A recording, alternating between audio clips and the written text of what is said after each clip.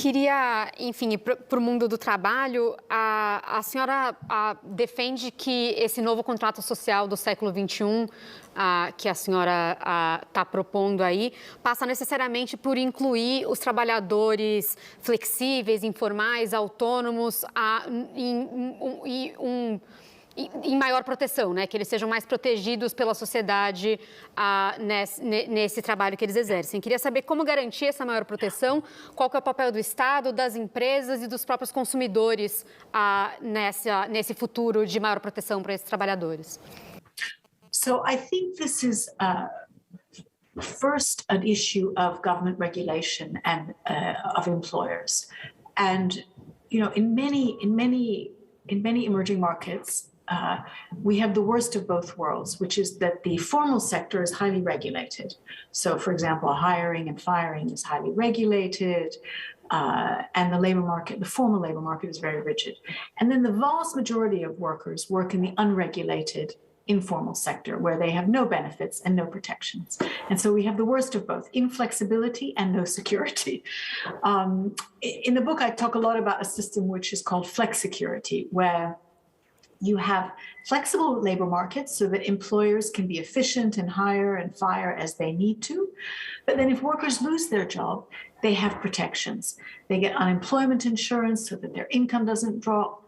They get opportunities for reskilling and retraining, and so that they can very quickly get back into work.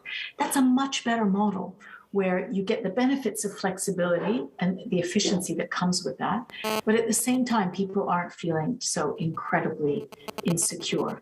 Now, you also asked about the role of consumers, and consumers can play a really important role in demanding that employers do a better job with their workers. There's an example in Italy, for example, where the local community in the city of Bologna said, we're not going to order food from takeout motorcycles who don't give their workers regular hours and benefits. And they organized a consumer boycott. And as a result, all the food providers and the delivery organizers in the city were put under pressure by consumers to treat their employees better. So I think that's a really interesting example where consumers can also play a role in pressuring employers to do a better job.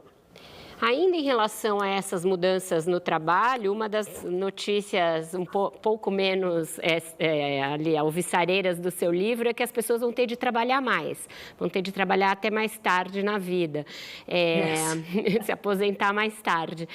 De que maneira fazer com que esse trabalhador que vai se aposentar mais tarde, ele seja sempre, enfim, requalificado, né, seja sempre atualizado e que também a saúde dele seja compatível para que ele dê conta dessa jornada que vai ter pelo menos uma década a mais, você imagina? Yes, I mean, I think it is inevitable that as we live longer, we have to work longer. Otherwise, our pension systems will not be viable. And I also think it's unfair to ask young people to pay the price of looking after quite so many old people. So I think working longer is inevitable. How long? I think it will depend.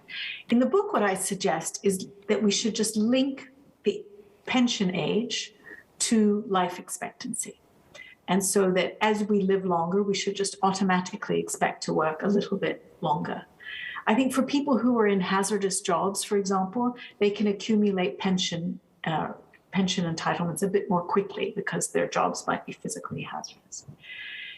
And I think we also need to give people flexibility later. So they might not work full-time as they get older. They might work part-time and stay in the labor market a bit longer in that way, but have that not be a disadvantage for the way their pension operates.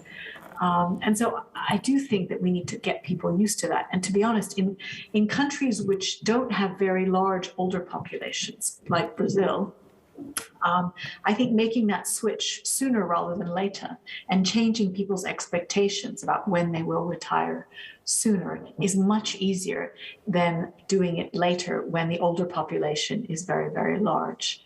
One of the problems in Europe, for example, is that the older population is very large and they vote and they're able to move the political system in a way that favors the old relative to the young.